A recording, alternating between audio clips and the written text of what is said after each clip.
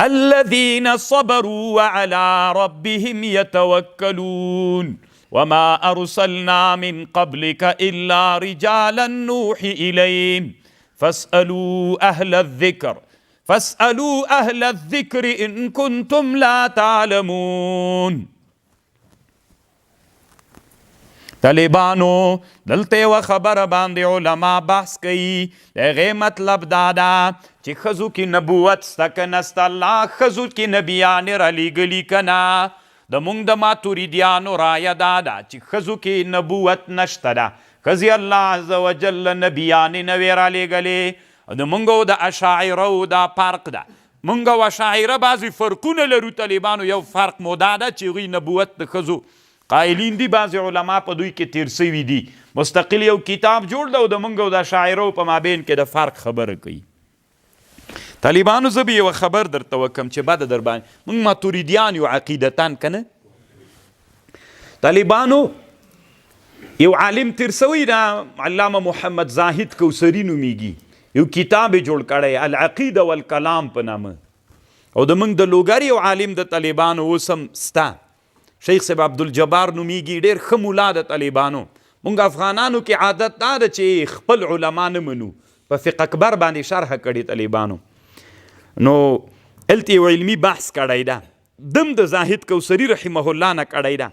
نو طالبانو مونږ ماتریدیان یو، د امام ابو منصور ماتریدي عقیده د چا نه راخیستې؟ د عقیده طالبانو د امام ابو حنیفه نه ده، د امام ابو حنیفه د شاگردانو شاگرده. صحیح ده؟ ها. نو اوس طالبانو امام ابو حنیفه ډېر ښه ملا ده که امام ابو منصور ماتریدي؟ په فروع کې موږ د چا مقلدین یو؟ امام صاحب مقلدین ځان بلو. نو بیا ولې طالبانو په عقایدو کې داسې نه وایي چې موږ حنفیان یو؟ عقیده کې هم حنفیان یو، په فروع کې هم حنفیان یو. دا دغه دواړو علماو دا خبر کړی او دا ډېره ښه علمي خبر ده. طالبان ماتریدیان خو ابو منصور ماتریدي ته هغه د امام ابو حنیفه نه هغه ده، عقیده یې د مغه راخیستې ده، د کتاب التوحید.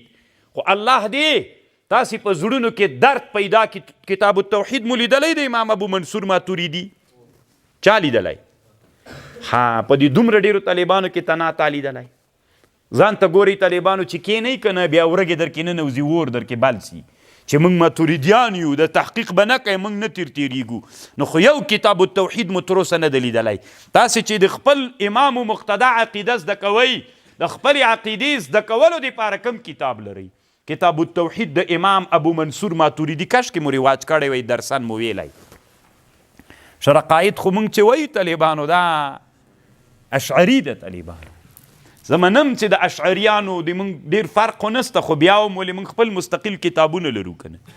کتاب التوحید د امام ابو منصور ماتریدي رحمه الله ده.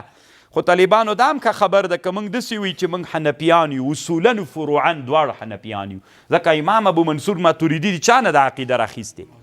امام صاحب نه راخیستې.